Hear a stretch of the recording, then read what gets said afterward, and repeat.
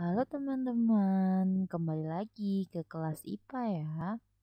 Jadi hari ini kita akan membahas tentang lapisan bumi dan bencana. Tahukah kamu bahwa bumi itu adalah planet yang menjadi tempat tinggal makhluk hidup loh. Nah, kira-kira bumi itu terdiri dari komponen apa aja ya? Dan lapisan buminya itu terdiri dari apa aja ya? Yuk kita sebut bareng-bareng ya. Nah, coba perhatiin. Jadi lapisan bumi ini terdiri dari kerak bumi, mantel bumi, inti bumi bagian luar, dan inti bumi bagian dalam. Nah, komponen utama bumi itu ada tiga nih kan. Nah, ada komponen gas yang disebut atmosfer, komponen padatan yaitu litosfer, lalu komponen air yaitu hidrosfer. Nah ini nih, lapisan bumi bagian litosfer ya. Ada gerak bumi. Gerak bumi ini adalah tempat tinggal makhluk hidup seperti manusia, hewan maupun tumbuhan loh. Jadi litosfer ini memiliki struktur batuan, batuan beku dan sedimen serta metamorf. Tahu nggak sih bahwa litosfer ini punya ketebalan 5-80 km loh. Lalu selanjutnya ada mantel bumi. Jadi lapisan ini merupakan lapisan yang terdiri dari material cair kental dan berpijak dengan suhu yang sangat tinggi. Bahkan suhunya sampai 3000 derajat Celcius seperti magma yang ada di Gunung Merapi itu loh kawan-kawan. Tahukah kamu bahwa bumi itu adalah planet yang menjadi tempat tinggal makhluk hidup loh. Nah, kira-kira bumi itu terdiri dari komponen apa aja ya? Dan lapisan buminya itu terdiri dari apa aja ya? Yuk kita sebut bareng-bareng ya.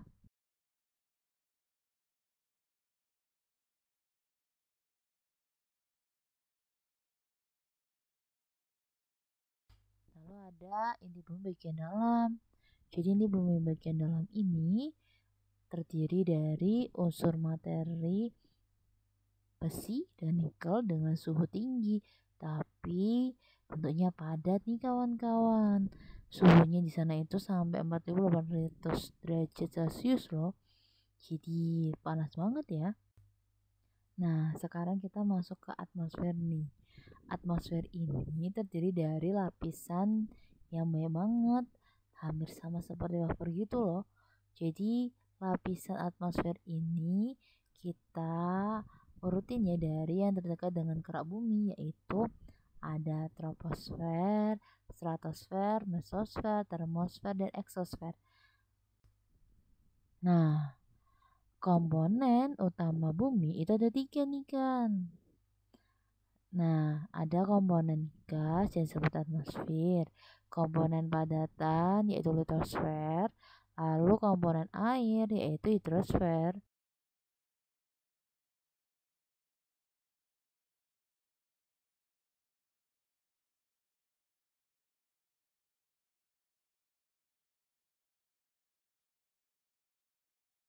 Terus ada stratosfer nih. Jadi stratosfer ini ada tiga lapisan. Yang pertama ada isotermis, lapisan panas dan lapisan campuran teratas.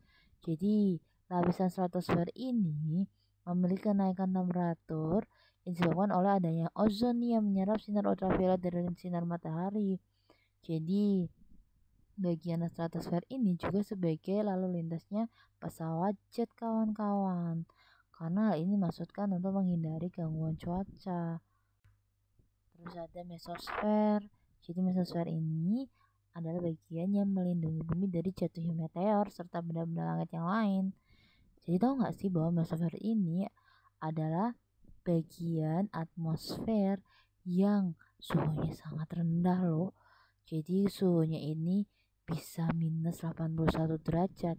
Bahkan nih di puncak mesosfer yang disebut mesopause itu adalah bagian yang memiliki suhu sampai minus 100 derajat Celcius. Jadi ya dingin banget ya. Seperti itu. Makanya di sini ada sebagai pelindungnya bumi dari uh, meteor yang akan jatuh, yang suhunya sangat panas gitu loh. Lalu ada inti bumi bagian dalam. Jadi inti bumi bagian dalam ini terdiri dari unsur materi besi dan nikel dengan suhu tinggi, tapi bentuknya padat nih kawan-kawan. Suhunya di sana itu sampai 4800 derajat Celcius loh. Jadi panas banget ya.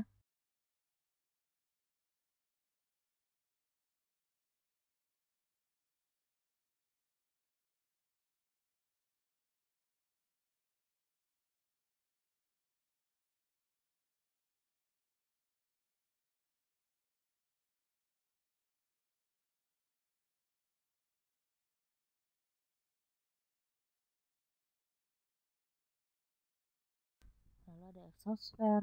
Jadi exosfer ini adalah lapisan dari atmosfer bumi yang paling luar. Jadi lapisan exosfer ini adalah lapisan yang berbahaya. Kenapa? Karena di sini adalah tempat terjadinya kehancuran meteor dari luar angkasa. Bukannya meteor aja loh kawan. Jadi kalau ada benda-benda langit nih yang hilir mudik, itu hancurnya di lapisan ini. Makanya ini sangat berbahaya banget. Nah, kemudian kita masuk ke unsur hidrosfer nih kawan. Hidrosfer ini adalah komponen air pada bumi, sama seperti sungai, laut, danau, dan yang lain. Jadi, komponen hidrosfer ini berkaitan dengan siklus hujan nih. Nah, siklus hujan ini kan diawali dari proses evaporasi, yaitu penguapan air laut yang dikuatkan oleh sinar matahari. Baru nanti uap airnya akan dibawa oleh angin, ya kan, kemudian akan terjadi kondensasi atau pendinginan, makanya jadinya awannya mendung. Baru nanti hujannya turun nih, yaitu proses presipitasi. Ada sebagian air yang masuk ke dalam tanah dan ada yang sebagian masuk ke sungai dan balik lagi nih ke laut kawan, dan itu akan berlangsung terus sama seperti siklus sebelumnya. Terus ada stratosfer nih. Jadi stratosfer ini ada 3 lapisan. Yang pertama ada isotermis, lapisan panas, dan lapisan campuran teratas. Jadi lapisan stratosfer ini memiliki kenaikan temperatur yang disebabkan oleh adanya ozon yang menyerap sinar ultraviolet dari sinar matahari. Nah, nih kalau gunung meletus yaitu gunung berapi ya. Jadi gunung berapi ini adalah tempat keluarnya material vulkanik ke permukaan bumi. Berarti keluarnya magma nih kawan dari dalam perut bumi. Tahu nggak sih tipe letusan gunung berapi itu ada bermacam-macam loh. Ada yang eksplosif dan ada yang infusif. Nah, bedanya apa ya? Nah, kalau eksplosif itu, ya eksplosif adalah tipe letusan yang meledak. Jadi mengeluarkan semua material padatan nih kawan, termasuk batuan, bukan hanya magma aja ya. Jadi tipe letusan gunung ini sifatnya merusak nih kawan. Jadi tipenya itu bentuknya adalah strato dan kerucut gunungnya yang melakukan letusan eksplosif ya. Terus ada efusif nih. Efusif ini berarti tipe letusannya meleleh ya, bukan seperti es batu ya. Ini beda ya. Jadi efusif ini tipe letusannya meleleh dan mengeluarkan magma itu. Tapi letusan yang efusif ini tidak merusak. Tipe letusan gunung ini adalah berbentuk perisai kawan. Nah, terus ini ada klasifikasi status gunung api. Kalian harus tahu nih, kira-kira kalau ada gunung berapi sudah mulai erupsi ya. Nah, kira-kira itu masuk ke status yang mana ya?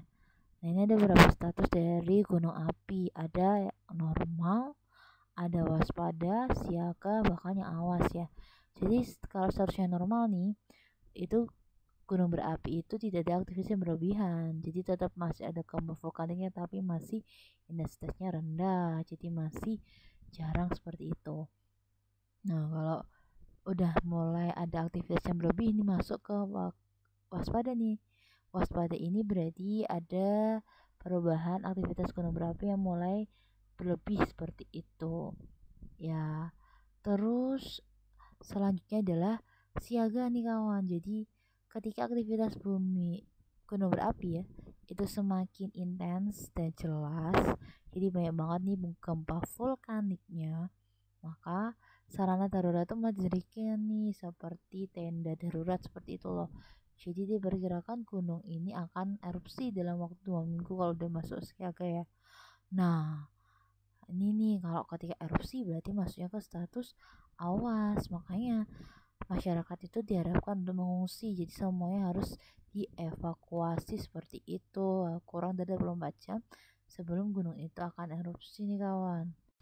Lalu ada inti bumi bagian dalam.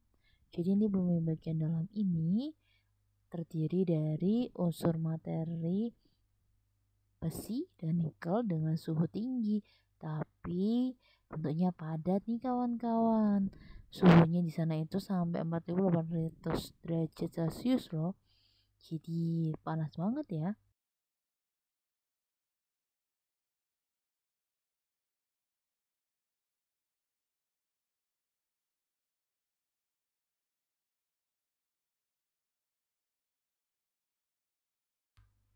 Nah, ini nih jenis gempa bumi. Ada beberapa jenis gempa bumi. Ada tektonik, vulkanik, keruntuhan, buatan serta tumbukan. Kalau tektonik ini berarti akibat pergeseran lempeng. Jadi ada lempeng bumi dan lempeng samudera dan lempeng benua. Jadi itu terjadi pergerakan seperti itu. Lalu ada gempa vulkanik nih. Gempa vulkanik ini adalah akibat dari aktivitas gunung api. Terus ada gempa runtuhan. Gempa runtuhan ini adalah akibat dari runtuhan di wilayah tambang. Lalu ada gempa buatan yang sengaja diciptain untuk keperluan tertentu. Serta gempa tumbukan nih adalah gempa yang diakibatkan oleh tumbukan meteorit ataupun komet seperti itu. Nah, ini ada beberapa upaya nih yang bisa kita lakuin untuk mengurangi dampak dari bencana alam ya, baik seperti gempa, gunung berapi maupun banjir ya. Yang pertama untuk gempa nih kawan. Jadi pastiin ya kita itu membangun bangunan itu tahan gempa dan mengikuti standar kualitas bangunan. Bahkan kalau bisa nih membangun bangunan itu yang tidak rawan bencana ya, seperti itu. Serta untuk mengurangi kepadatan penduduk ya. Jadi merencanakan penempatan permukiman untuk mengurangi kepadatan penduduk. Itu untuk pengurangan dampak dari bencana gempa. Terus kalau gunung berapi berarti merencanakan lokasi pemanfaatan lahan nih kawan yang harus jauh dari kawasan rawan bencana. Terus menghindari tempat yang punya kecenderungan dialiri lava nih ya. Terus ada penerapan desain bangunan yang tahan dengan gunung api nih, terutama untuk beban abu gunung berapi setelah gunung itu erupsi. Terus ada membuat tempat pengungsian yang permanen terutama di daerah gunung api yang sering meletus nih, yang ada di daerah, kalau sekarang di daerah Sumatera itu ada ya kawan ya. Terus adanya sosialisasi mitigasi bencana kepada masyarakat. Jadi masyarakat itu diajari nih gimana caranya menyelamatkan diri ya, minimal menyelamatkan nyawanya sendiri seperti itu. Apalagi yang bagusnya adalah menolong sesama. Terus ada nih upaya pengurangan bencana banjir. Yang pertama adalah mengawasi penggunaan lahan dan merencanakan lokasi untuk menempatkan fasilitas yang penting nih ya, yang rentan terhadap banjir pada daerah yang aman. Terus menyesuaikan desain bangunan nih biar bisa tahan banjir, minimal beli bangunannya harus tinggi ya biar nggak kebanjiran. Terus pembangunan infrastruktur yang dibuat kedap air. Terus pembangunan penahan atau tanggul serta tembok yang perlu dibangun di sepanjang sungai maupun laut. Terus pembersihan sedimentasinya jadi di sungai dan pembuatan saluran drainase. Menjaga kebersihan lingkungan nih dengan membuang sampah pada tempatnya. Ini yang paling sederhana loh kawan. Terus ada peningkatan kewaspadaan serta pelatihan tentang kewaspadanya banjir. Nah, sekian dulu ya untuk materi hari ini.